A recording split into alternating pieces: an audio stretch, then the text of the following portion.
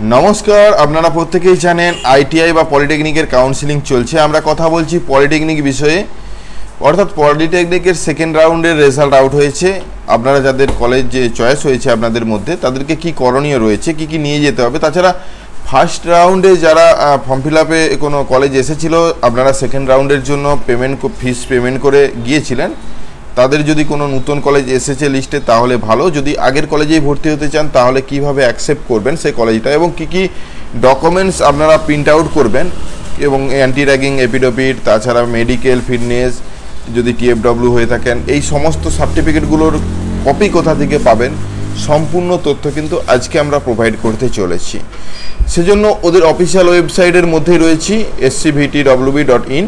এই অফিসিয়াল ওয়েবসাইটে আসার পরেই আপনারা চয়েস ফিলিং করেছেন যে অপশানে গিয়ে, অর্থাৎ দ্বিতীয় অপশান, অর্থাৎ যেখানে ক্লিক হেয়ার অপশান একটি দেওয়া রয়েছে, ওখানে ক্লিক করার সাথে সাথে আপনারা ফার্স্ট ইয়ার বা সেকেন্ড ইয়ার সরাসরি যারা এই সায়েন্স স্ট্রিম থেকে বা ভোকেশনাল থেকে গিয়েছেন সরাসরি সেকেন্ড ইয়ারে ভর্তির জন্য, সেই অপশানও রয়েছে।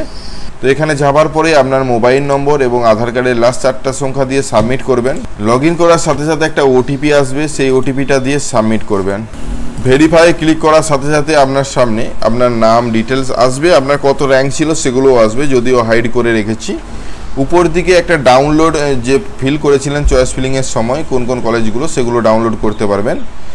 নিচের দিকে নামিয়ে নিয়ে যাবেন কোন কলেজের ডিটেলস, কিন্তু আসার সাথে সাথে কী কী এই ডকুমেন্টস নিয়ে যেতে হবে সেগুলো পরিষ্কারভাবে উল্লেখ থাকলেও নিচের দিকে একটি অপশান অ্যাকসেপ্ট অ্যালটমেন্ট অপশান দেখতে পাচ্ছেন। এই অ্যাকসেপ্ট অ্যালটমেন্টে ক্লিক করতে হবে যদি এই কলেজটাকে আপনি অ্যাকসেপ্ট করছেন। তাছাড়া এর পরবর্তীতে আর কোনো রাউন্ড হবে না, আবার নতুন করে কাউন্সিলিং শুরু হবে।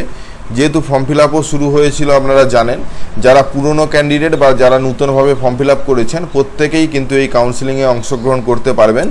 সে বিষয়ে একই পদ্ধতি স্টেপ বাই স্টেপ আসবে, এবং তাতেও ফার্স্ট রাউন্ডের অ্যালটমেন্ট বেরাবে, সেকেন্ড রাউন্ডের অ্যালটমেন্ট বেরাবে। তো এখানে যে অ্যালটমেন্টটা এসেছে সে দ্বিতীয় রাউন্ডে, এবং টোটাল যে 24 নম্বরে যে কলেজটা চয়েস করা হয়েছিল সে কলেজের নামটা এখানে এসেছে। যাই হোক, এটা একটা গভর্নমেন্ট কলেজ, এখানে অ্যাকসেপ্ট করলাম। অ্যাকসেপ্ট করার আগে এক সাইডে কয়েকটা ইনফরমেশন আপনাদেরকে জানিয়ে রাখি। দেখুন, এখানে মাই প্রোফাইল অ্যালটমেন্ট অপশানে আমরা রয়েছি, আপনি চাইলে হেল্প পেতে পারেন ওদের তরফ থেকে। তারপর রয়েছে ডোমিসাইল সার্টিফিকেট, যে ফরম্যাটগুলো আপনারা চারিদিক থেকে খোঁজাখুঁজি করছেন বা গুগলে সার্চ করছেন, খোঁজার দরকার নেই, আপনি আপনার প্রোফাইলে লগ ইন করুন, এখান থেকেই পেয়ে যাবেন। এখানে টিএফডব্লিউ সার্টিফিকেট রয়েছে, এখানে ইডব্লিউএস, যদি আপনি জেনারেল ইডব্লিউএস সার্টিফিকেট বার করতে চান সেই ফরম্যাটও পাবেন, অ্যান্টি র্যাগিং এফিডেভিটও পাবেন। তো যাই হোক, এই ফরম্যাটগুলো আপনারা ক্লিক করলেই সরাসরি পিডিএফ আকারে আপনাদের সামনে ওপেন হবে, এবং এটাই আপনারা ডাউনলোড করে নেবেন, এবং এই কপিটাই আপনারা প্রিন্ট আউট করবেন। একইভাবে সমস্ত অপশানই কিন্তু পেয়ে যাবেন। এখানে টিএফডব্লিউ, ইডব্লিউএস সার্টিফিকেট, ডোমিসাইল সার্টিফিকেট, তাছাড়া এই ডোমিসাইল সার্টিফিকেট পারফর্মা এ আর পারফর্মা বি দুটোর মধ্যে একটা ইনস্টিটিউট বা যেখানে পড়াশোনা করেছেন সেখান থেকে করলেই হবে। আরেকটা আপনি যদি বিডিও অফিস বা এসডিও অফিস গ্র্যাজুয়েটেড এ যে কোনো অফিসারকে দিয়ে সই করিয়ে আনতে পারেন। তো যাই হোক, আপনারা বি বা এ যে কোনো একটা ফিল আপ করে নিয়ে যাবেন যখন আপনারা অ্যাডমিশন হতে যাবেন। তারপর যারা নন রেসিডেন্ট ওয়েস্ট বেঙ্গলের মধ্যে তাদের জন্য অ্যানেক্সাস সি। তো এই ফরম্যাটগুলো আপনাদের প্রয়োজন হবে, এগুলো ডাউনলোড করবেন, এটাও কিন্তু নিয়ে যেতে হবে। এখানে কিন্তু একটা ফরম্যাটের কথা উল্লেখ নেই, যেটা হলো মেডিকেল ফিটনেস, সেটা কোথা থেকে পাবেন আমি পরে আলোচনা করছি। তো এখানে নিচের দিকে অ্যাকসেপ্ট অ্যালটমেন্টে ক্লিক করার সাথে সাথে চাওয়া হচ্ছে আপনি কি সত্যি অ্যাকসেপ্ট করতে চাইছেন, তো ইয়েস করে দেওয়ার সাথে সাথে সাকসেস হয়ে যাবে।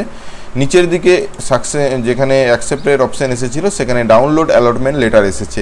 তো ডাউনলোড অ্যালটমেন্ট লেটারে ক্লিক করলে আপনারা অ্যালটমেন্ট লেটারটা ডাউনলোড করে নিতে পারবেন। টোটাল 4টা পেজের অ্যালটমেন্ট লেটার। তো এই পেজগুলো আপনাকে সাথে নিয়ে যেতে হবে। দ্বিতীয় পেজেই রয়েছে কি কি ডকুমেন্টস লাগবে। কি কি ডকুমেন্টস আপনাদের সামনে আলোচনা করি, তাহলে বিষয়টা আরও পরিষ্কার হবে।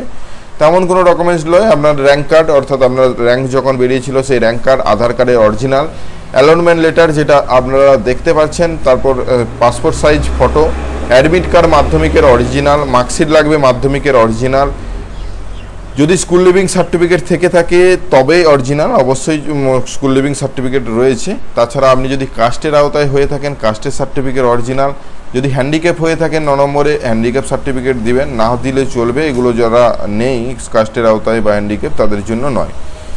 তো এখানে সার্টিফিকেট ল্যান্ড লুজার, আপনারা ল্যান্ড লুজার যদি হয়ে থাকেন তো তাহলে দিবেন, না হলে দেওয়ার দরকার নেই। এটা কিন্তু সকলের জন্য নয়। টিএফডব্লিউএস অর্থাৎ এটা আপনাদের প্রত্যেকের কাছেই রয়েছে, টিএফডব্লিউ সার্টিফিকেট, এটা রাখবেন। এবং যেটা ইডব্লিউএস সার্টিফিকেট জেনারেলদের হয়ে থাকে সেটা যদি থেকে থাকে দিবেন, না দিলেও চলবে যদি জেনারেল খালি হয়ে থাকেন, ইডব্লিউএস কোটাতে না হয়ে থাকে। মেডিকেল ফিটনেস সার্টিফিকেট, যেটা মেডিকেল ফিটনেস সিগনেচার করিয়ে আনবেন ডাক্তারবাবু, সেই অরিজিনাল কপিটাই লাগবে। অ্যান্টি র্যাগিং এফিডেভিট, আপনার যে অ্যান্টি র্যাগিং ফরম্যাটটা দেখালাম সেই অরিজিনাল কপিটাই কিন্তু এখানে লাগবে। ডোমিসিয়াল সার্টিফিকেট, যেটা আপনাদেরকে প্রিন্ট আউট করার জন্য বললাম, স্কুল থেকে বা বিডিও অফিস থেকে সিগনেচার করিয়ে আনবেন সেটা। ওগুলোই কিন্তু এক কপি করে ফটোকপি করে নেবেন, অর্থাৎ জেরক্স করে নেবেন। এই কয়েকটা ডকুমেন্টস আপনারা রাখবেন। তাছাড়া যে ইনস্টিটিউটটা আপনার অ্যালট হয়েছে সেই ইনস্টিটিউটের সাথে সরাসরি যোগাযোগের জন্য নম্বর প্রোভাইড করা রয়েছে। আপনি যদি কোনো কিছু জানতে চান তাহলে কিন্তু এই নম্বরে যোগাযোগ করতে পারেন। তো এটা একটা ভালো পদ্ধতি, এখান থেকে সরাসরি ফোন করে সমস্ত তথ্য জানতে পারবেন, গাইড পেয়ে যাবেন। নিচের দিকে যে আপনি পেমেন্ট করেছেন তার পেমেন্টের ডিটেলস, তো এই পেমেন্টের রিসিপ্টটাও কিন্তু লাগবে 2 কপি। তো যাই হোক, এই সমস্ত কপিগুলো আপনারা নিয়ে যাবেন এবং নিয়ে যাবার পরেই কিন্তু আপনার সেখানে ডকুমেন্টস অ্যাকসেপ্ট করা হবে, তারপরেই আপনি কলেজে ভর্তি হবেন। এই কাউন্সিলিং প্রক্রিয়াটা কিন্তু সমাপ্ত। সেকেন্ড রাউন্ডের পর আর কোনো থার্ড রাউন্ড আসবে না। তো এই বিষয়টা মাথায় রাখবেন। যদি থার্ড রাউন্ডের জন্য আপনি ভাবছেন যে এই রাউন্ডে কিছু করব না, তাহলে কিন্তু ভুল করবেন। যদি কলেজ চয়েস হয়ে থাকে তাহলে সে কলেজে ভর্তি হন, না হলে আবার পুনরায় নতুন করে কাউন্সিলিং শুরু করতে হবে। তো আজকের এই ভিডিওটা আশা করি প্রত্যেকেই বুঝতে পেরেছেন কী কী ডকুমেন্টস লাগবে এবং কি করতে হবে, কোথায় যেতে হবে, সম্পূর্ণ বিষয়গুলো বুঝতে পেরেছেন। একটা কথা জানিয়ে রাখি, অ্যান্টি র্যাগিং অনলাইনেও করা যায়, সেটাও করতে পারেন, কিন্তু 10 টাকা স্ট্যাম্প পেপারের উপর এটা প্রিন্ট আউট করবেন। তাছাড়া অ্যান্টি র্যাগিং যে ফর্মেটটা রয়েছে সেই ফর্মটা সরাসরি যদি নিয়ে চলে যান তাহলে কিন্তু সেখানে ফর্মেটটা সরাসরি আপনার কাছাকাছি কোনো কোর্টকে নিয়ে যাবেন এবং সেখান থেকে করিয়ে আনতে পারেন। তাছাড়া মেডিকেল ফিটনেস কাছাকাছি কোনো সরকারি হসপিটাল থেকে কিন্তু পেয়ে যাবে। যাই হোক, এই বিষয়গুলো ছোট ছোট ইনফরমেশনগুলো আশা করি আপনাদের উপকারে আসবে, সেজন্যই বিশেষ করে ভিডিওটা করতে আসা। যদি ভিডিওটা ভালো লাগে লাইক এবং শেয়ার করবেন, সাথে থাকবেন। ধন্যবাদ। এভাবেই পাশে থাকুন। দেখা হচ্ছে নতুন কোনো ভিডিও নিয়ে। ধন্যবাদ।